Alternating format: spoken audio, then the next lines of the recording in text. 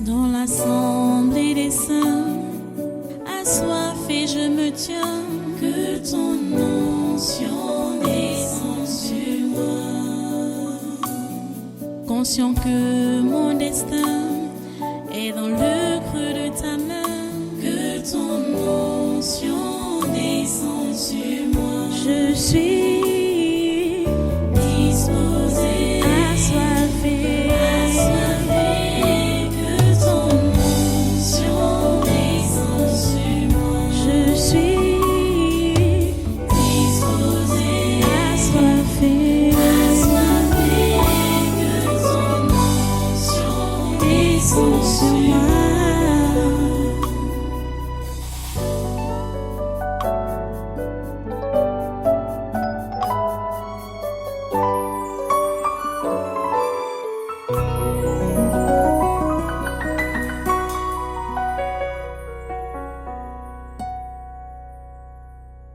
Alléluia. Reste debout et prends ta Bible. Prends ta Bible. Ouvre avec moi dans 2 Corinthiens chapitre 11. Nous repartons dans ce chapitre pour voir encore le vécu quotidien d'un esclave de Jésus-Christ. Le vécu quotidien d'un esclave de Jésus-Christ. Tu es là? Ok. 2 Corinthiens chapitre 11 à partir du verset 23. Sont-ils ministres de Christ? Je parle à un homme qui extravague, je le suis plus encore. Par les travaux, bien plus par les coups, bien plus par les emprisonnements, bien plus souvent en danger de mort. 5 fois j'ai reçu des Juifs 40 coups moins 1. 3 fois j'ai été battu de verge. 1 fois j'ai été lapidé. 3 fois j'ai fait naufrage. J'ai passé 1 jour et 1 nuit dans l'abîme. Fréquemment en voyage, j'ai été en péril sur les fleuves, en péril de la part des brigands, en péril de la part de ceux de ma nation, en péril de la part des païens, en péril dans les villes, en péril dans les déserts, en péril sur la mer, en péril parmi les faux frères. J'ai été dans le travail et dans la peine, exposé à de nombreuses veilles, à la faim et à la soif, à des jeûnes multipliés, au froid et à la nudité. Et sans parler d'autre chose, je suis assiégé chaque jour par les soucis que me donnent toutes les églises. Qui est faible, que je ne sois faible. Qui vient à tomber, que je ne brûle. Je vais m'arrêter à ce niveau-là. Prions le Seigneur. Notre Dieu, nous te remercions pour ta parole que tu nous délivres encore en ce jour et nous te prions de la bénir et de bénir tous ceux-là qui sont sous son influence. Ici au Tabernacle de la Liberté et partout dans le monde où cette parole est suivie. Dieu, trois fois saint, accomplis ta volonté dans nos vies. Dieu, trois fois saint, accomplis ta volonté dans ton Église. Seigneur Dieu, accomplis ta volonté sur la terre comme au ciel à partir de cette parole que tu délivres ou que tu fais délivrer maintenant. Au nom puissant de Jésus, nous attendons à toi. À toi toute la gloire et tous les honneurs. Au nom de Jésus de Nazareth, nous avons prié. Amen. Amen. Prenez place. Soyez tous les bienvenus, une fois de plus, à ce congrès des surnaturels de ce 16 juin 2022. Nous sommes en train de voir le vécu quotidien d'un esclave. Et nous voyons l'exemple de l'apôtre Paul. C'est ce qui est prévu pour tout vrai esclave de Dieu. Ce n'est pas la vie d'aisance à laquelle le Seigneur nous a appelés. Loin de là. Le Seigneur a prévu et il a dit que ceux qui vont après lui doivent se charger de leur croix chaque jour. Ils doivent porter leur croix chaque jour. Et porter la croix, ce n'est pas un morceau de métal ou bien un morceau de bois au cou là. C'est ce que Paul est en train de raconter ici. C'est le vécu quotidien. C'est les calamités, c'est le péril, c'est le danger de mort, c'est ce qu'il a dit là. Et malgré donc que tu peux vivre au quotidien, c'est-à-dire ta vie est menacée, ta vie est exposée, ta vie est en danger au quotidien, cela ne doit pas enlever de ton cœur l'amour pour ton prochain. Ou pour dire l'amour pour Dieu. Et l'amour pour Dieu se manifeste quand on le manifeste vers le prochain. À assister donc le prochain, à secourir le prochain, à protéger le prochain, surtout le frère en Christ. Vous comprenez ça? C'est à ce niveau-là que nous étions. Dimanche passé, nous avons beaucoup insisté sur le fait que nous devons travailler et assister également ceux qui sont dans le besoin. Mais il faut d'abord avoir l'esprit laborieux. Il faut avoir l'esprit laborieux. Il ne faut pas être paresseux. On avait lu ce passage de 2 Thessaloniciens, chapitre 3. 2 Thessaloniciens, chapitre 3, qui nous disait, à partir du verset 6, qui dit donc, nous vous recommandons, frères, au nom de notre Seigneur Jésus-Christ, de vous éloigner de tout frère qui vit dans le désordre et non selon les instructions que vous avez reçues de nous. Vous savez vous-même comment il faut nous imiter, car nous n'avons pas vécu parmi vous dans le désordre. Nous n'avons mangé gratuitement le pain de personne, mais dans le travail et dans la peine. Nous avons été nuit et jour à l'œuvre pour n'être à charge à aucun de vous. Ce n'est pas que nous n'en eussions le droit, mais nous avons voulu vous donner en nous-mêmes un modèle à imiter. Car lorsque nous étions chez vous, nous vous disions expressément, si quelqu'un ne veut pas travailler, qu'il ne mange pas non plus. Nous apprenons cependant qu'il y a parmi vous quelques-uns qui vivent dans le désordre, qui ne travaillent pas, mais qui s'occupent de futilités. Nous invitons ces gens-là et nous les exhortons par le Seigneur Jésus-Christ à manger leur propre pain en travaillant paisiblement. Pour vous, frères, ne vous lassez pas de faire le bien. Et si quelqu'un n'obéit pas à ce que nous disons par cette lettre, notez-le et n'ayez point de communication avec lui, afin qu'il éprouve de la honte. Et afin qu'il éprouve la honte, ne le regardez pas comme un ennemi, mais avertissez-le comme un frère. Vous voyez donc que ici, nous sommes exhortés à ne pas se lasser à faire du bien.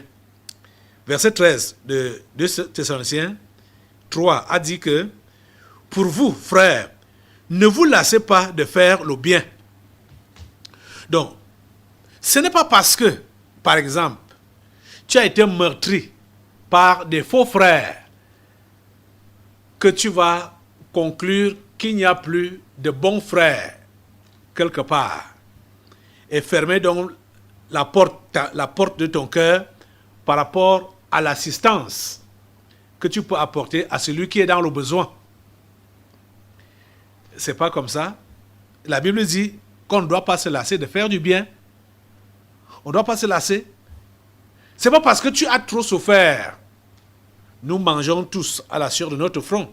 Donc, c'est pas parce que tu as trop transpiré, hein, que tu ne peux pas soutenir quelqu'un qui est dans le besoin. Dans le même temps, nous encourageons les uns et les autres de ne pas croiser les bras pour attendre seulement le soutien des autres. Et si tu es valide, tu as tes 2 mains, tes 2 pieds, tu as tes 2 yeux, tu es valide. Vous comprenez ce que j'entends par valide. Normalement, tu es appelé à travailler. Même la loi camerounaise ne t'autorise pas à mendier. La mendicité est un crime, est un délit. Selon le code pénal camerounais, la mendicité, c'est un délit. Ceux qui doivent être assistés, ce sont ceux qui sont réellement dans le besoin. Non seulement les invalides, mais ceux qui sont réellement dans le besoin.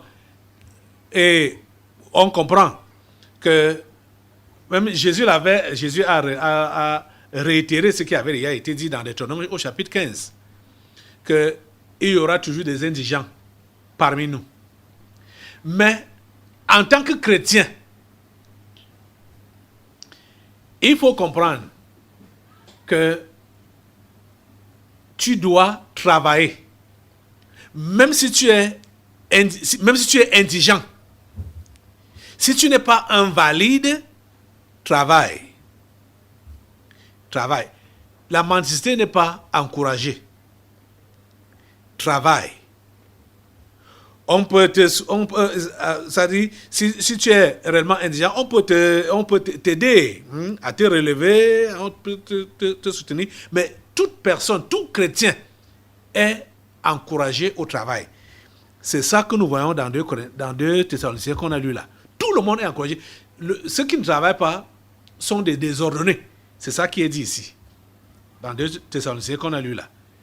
Donc quand on ne travaille pas, on est désordonné. Tout le monde est appelé à travailler. L'assistance n'est pas prévue pour des paresseux. L'assistance n'est pas prévue pour les paresseux. La Bible dit, si quelqu'un ne veut pas travailler, qu'il ne mange pas non plus. C'est le verset 10 de 2 Thessaloniciens, chapitre 3. Si quelqu'un ne veut pas travailler, qu'il ne mange pas non plus. Vous comprenez?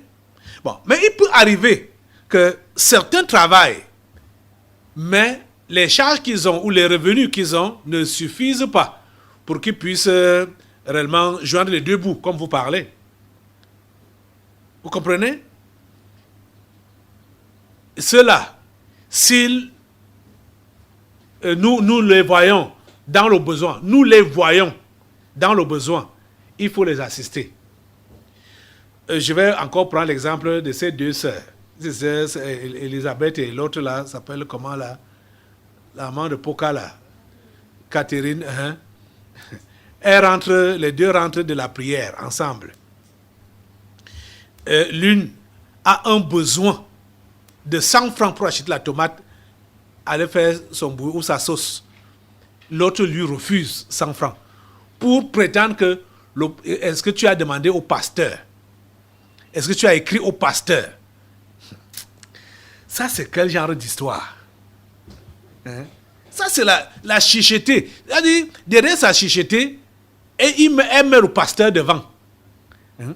Assiste avec 100 francs, il faut aller écrire. Elle va mettre ça dans une enveloppe qu'elle va acheter à 25. Parce qu'elle veut 100 francs chez sa soeur pour aller faire la sauce. Ça, c'est la chicheté. Ce n'est pas des histoires comme ça là qu'il faut m'écrire, hein? Ou comme l'autre, je comprends comment Pulchéry a parlé de les histoires, les dettes de 200. On va aller écrire pour 200. Ça, c'est des histoires qui n'ont pas de sens. Ça, c'est les gens qui ont démissionné dans la chrétienté, ou ils n'ont jamais démarré la chrétienté, qui peuvent utiliser ce genre de langage-là, ou qui peuvent faire ce genre de choses-là. Vous voyez? Oh mon Dieu. 100 francs. 100 francs. on n'encourage pas. La paresse n'est pas encouragée.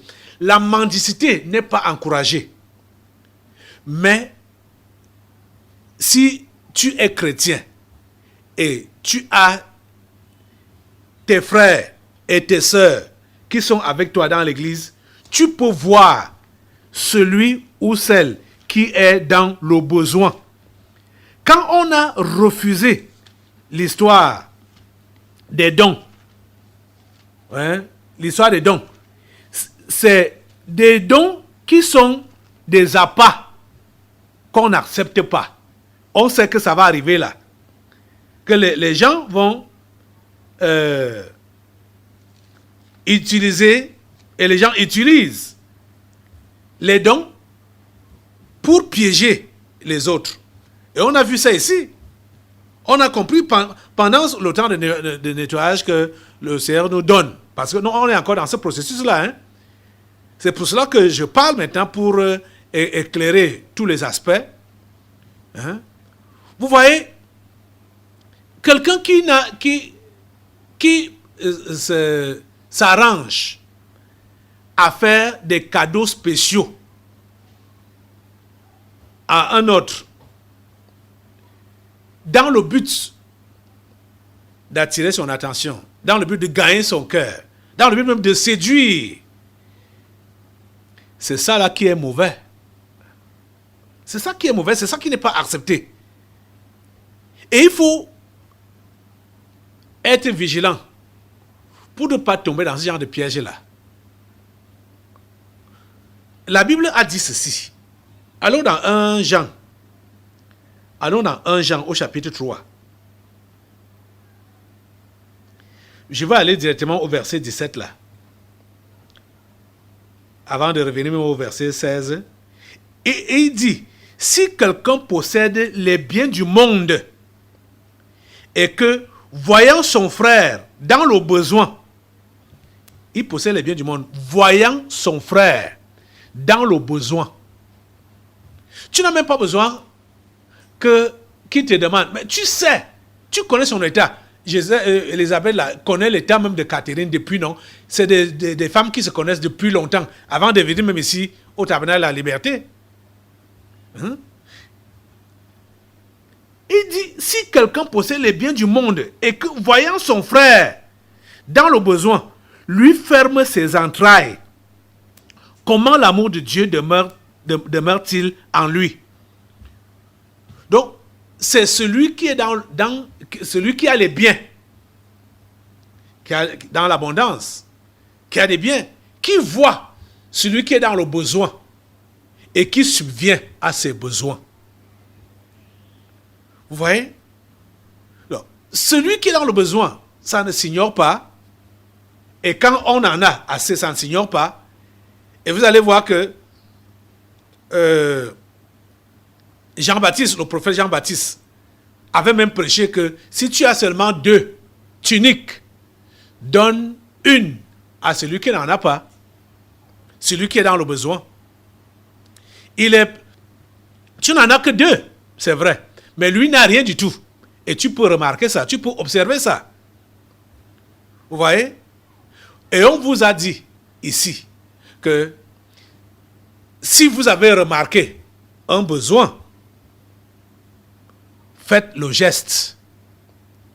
Vous faites le geste pour ne pas vous faire remarquer, donnez ça comme offrande, ça dit, venez avec ça ici à l'église et écrivez le nom de la personne à qui vous voulez offrir cela. Si vous avez réellement bien vu, c'est bien. On apprécie ceux qui ont réellement le bon discernement.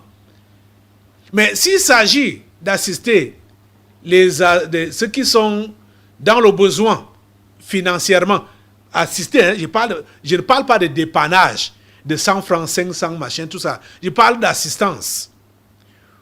Vous mettez ça dans la caisse, parce que ceux qui sont dans le besoin et qui sont assistés, ils sont connus.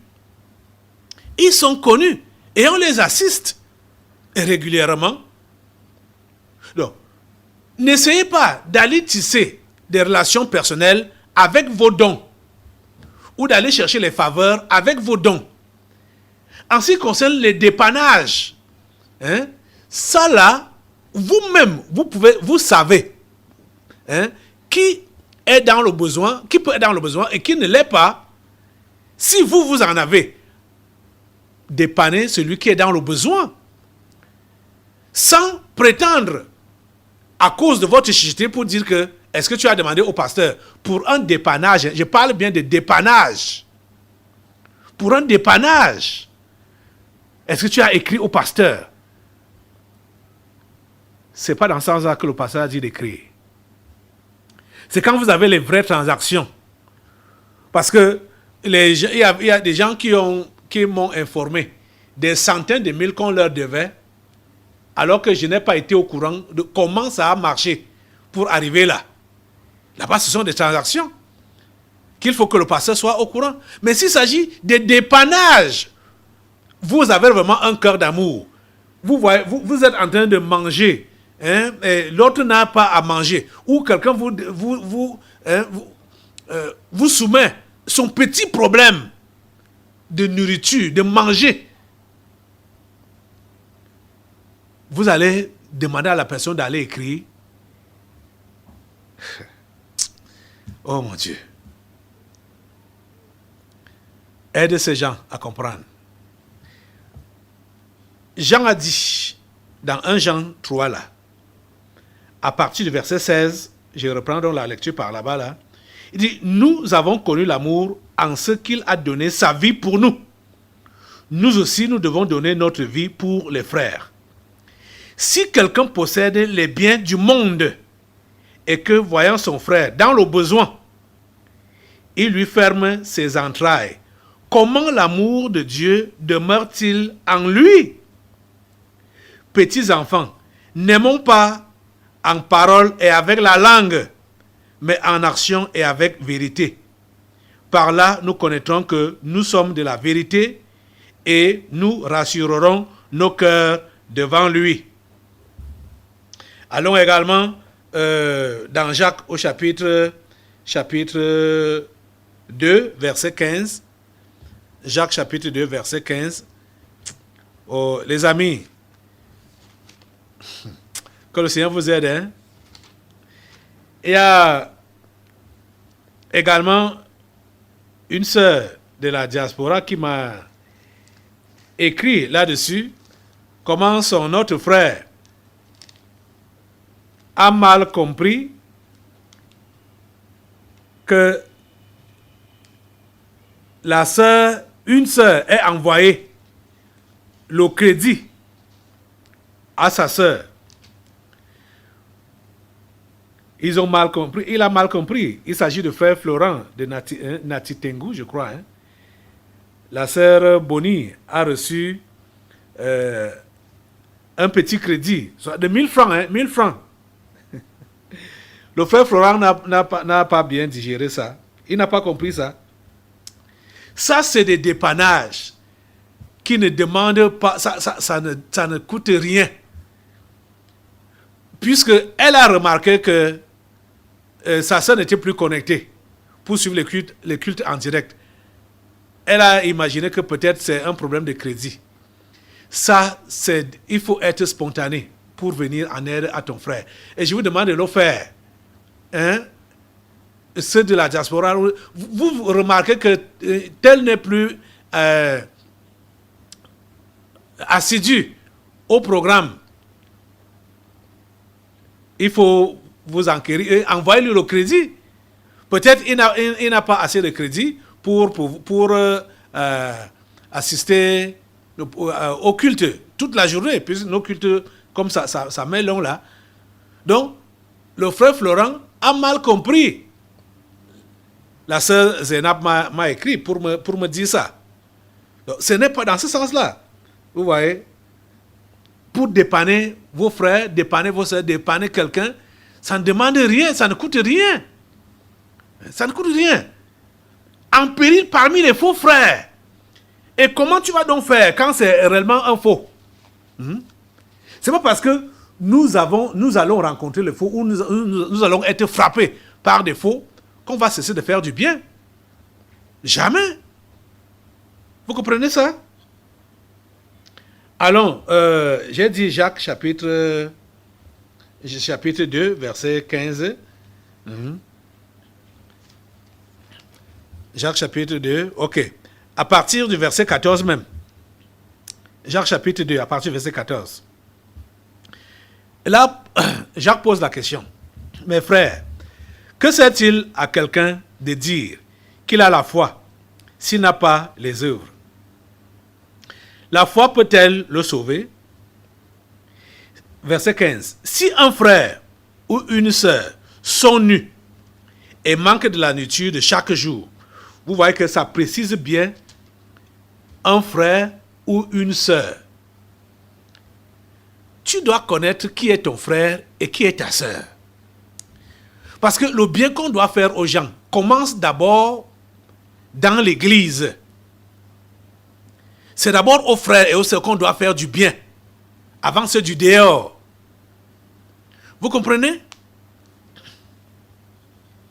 Il dit donc, il pose donc la question au verset 15, si un frère ou une sœur sont nus et manquent de la nourriture de chaque jour, et que l'un d'entre vous leur dise, allez en paix, chauffez-vous et vous rassasiez, et que vous ne leur donniez pas ce qui est nécessaire au corps, à quoi cela sert-il?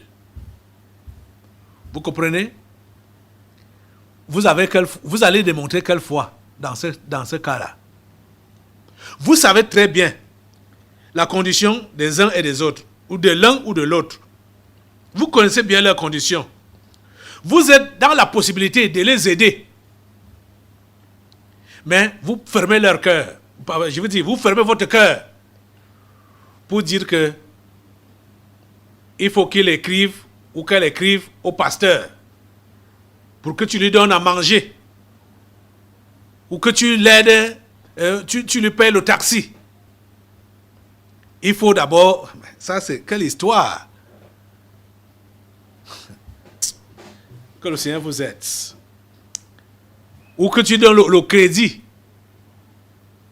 Je suis en train de préciser que si vous remarquez, si quelqu'un a la mentalité de mendiant et est paresseux, ça ne s'ignore pas aussi.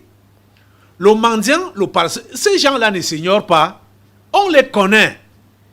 Et on ne doit pas encourager de telles personnes. On ne doit pas encourager de telles personnes. Ça, c'est clair. Quand c'est un mendiant et c'est un paresseux, la Bible dit que celui qui ne travaille pas ne mange pas non plus. Celui-là n'a pas besoin, n'a pas droit au secours, à de l'aide. Un mendiant, un paresseux mendiant. Je me rappelle un jour, j'ai vu des choses, hein. Un petit garçon là, le fils de l'un de mes frères charnels là, c'est un paresseux. Bon, c'est un paresseux qui ne veut rien faire. Il habitait quelque part à Simbok. Et puis, bon, il veut aller au village. Il est valide, hein? Costaud, valide. Il a toutes ses formes, tous ses membres, tout. Il vient me voir, il veut que je lui donne l'argent de transport pour aller au village. Je lui dis, tu veux le transport, hein? Il me dit oui. Je lui dis que c'est bon. Tu auras ce transport-là. J'avais un champ à côté, vers Carrefour Kaka là-bas, que j'avais l'habitude de donner aux gens de défricher pour aller, avant de travailler. Je lui ai dit, ok, va travailler. J'ai prévu payer tel montant à telle personne qui devait aller travailler là-bas. Toi, comme toi, tu es dans le besoin, va faire le travail là, je te donne l'argent là, tu vas donc au village. Après, je crois, la journée là ou le soir, ou bien le lendemain, il est revenu pour me dire que, ok, donne-moi maintenant l'argent, je vais aller au travail. Je vais aller au village. Je lui ai dit, tu as fait le travail? Il me dit oui. j'ai pris le taxi, je suis allé, j'ai démarré, je suis allé au champ, je vois que le gars n'a rien fait. Je ne sais pas combien d'herbes il a coupé. Et il voulait venir me...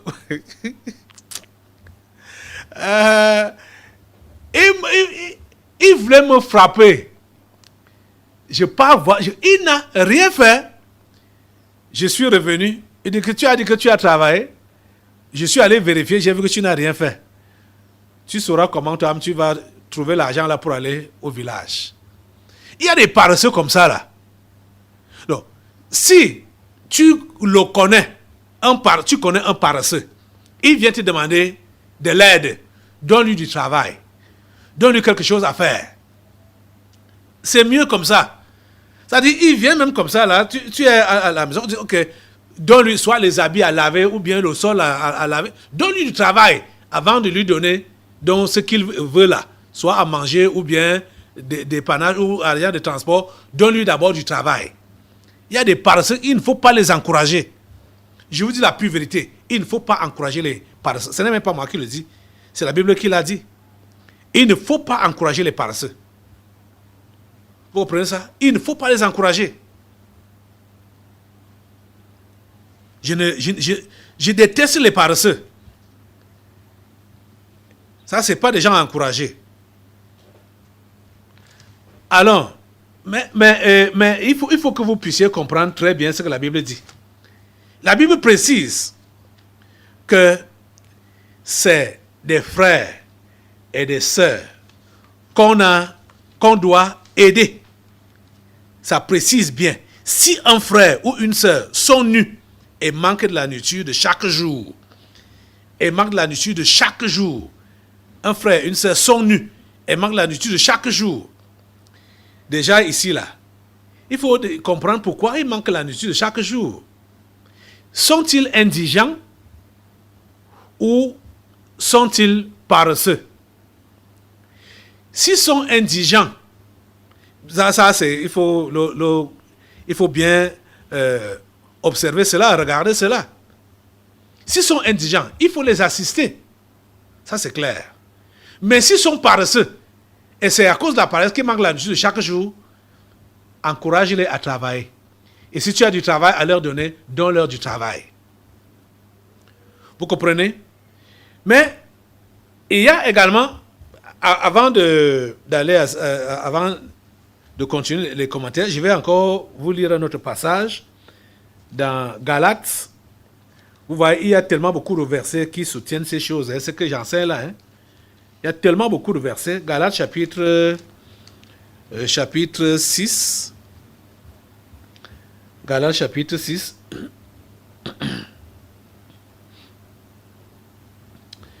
Ok.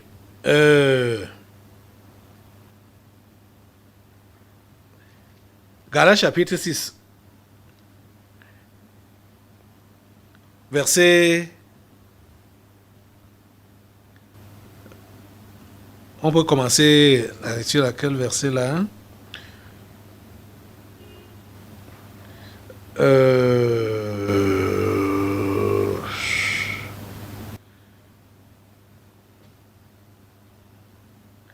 Galates chapitre 6. Je pense que tu es déjà arrivé là. Verset... On peut commencer où? Verset... Bon, 9. Allons à 9 directement. 9 directement. Galates chapitre 6. Hein? Là, il est dit, ne nous lassons pas de faire le bien, car nous moissonnerons au temps convenable si nous ne nous relâchons pas. Vous comprenez? Ne nous lassons pas de faire le bien, car nous moissonnerons au temps convenable si nous ne nous relâchons pas. Verset 10. Écoutez très bien. Ainsi donc, pendant que nous en avons l'occasion, pratiquons le bien envers tous et surtout envers les frères en la foi. C'est bien précisé. ne nous lassons pas de faire le bien, car nous moissonnerons au temps convenable, si nous ne nous relâchons pas. Ainsi donc, pendant que nous en avons l'occasion, pratiquons le bien envers tous, et surtout envers les frères en la foi. Voilà le conseil. C'est très clair. C'est très clair. Pratiquons le bien envers tous et surtout envers les frères en la foi. Je vais insister et dire que ceux qui passent pour des frères ou des sœurs qu'on doit toujours assister à cause de l'esprit de paresse ou à cause de l'esprit de luxure, c'est-à-dire ils ne se contentent pas de ce qu'ils ont. Ce n'est pas tout le monde qui peut avoir les mêmes moyens. Non, ce n'est pas tout le monde qui peut avoir de grands moyens. Et la Bible nous demande et nous interpelle au contentement. Donc, ce n'est pas parce que tu ne manges pas comme les autres que tu seras donc toujours en train de quémander pour pouvoir satisfaire ton ventre. Si la sauce d'arachide est ce que tu manges, bon, je ne sais pas où sauce d'arachide, je ne sais pas quelle nourriture que tu manges régulièrement là. Ne sois pas comme les Israélites dans le désert. Pour commencer à dire ce n'est que ça, en parler de la manne et des cailles. Pour dire ce n'est que ça, c'est quoi ça? Ce n'est que ça. C'est quelle nourriture ça? Ce n'est que ça. Matin, midi, soir, même chose, même nourriture, ce n'est que ça. Et tu commences donc à quémander chez les autres pour varier. Ne soyez pas comme ça. La mendicité qui veut combler les... Comment dire? C'est-à-dire, il y a des gens qui ont l'esprit de mendicité parce que ils veulent combler ce qui manque. Ils veulent avoir un niveau de vie élevé. Donc, ils veulent connaître les variétés au niveau de leur nutrition. Et ils se mettent donc à quémander. Ils se mettent à demander. Ce n'est pas bien.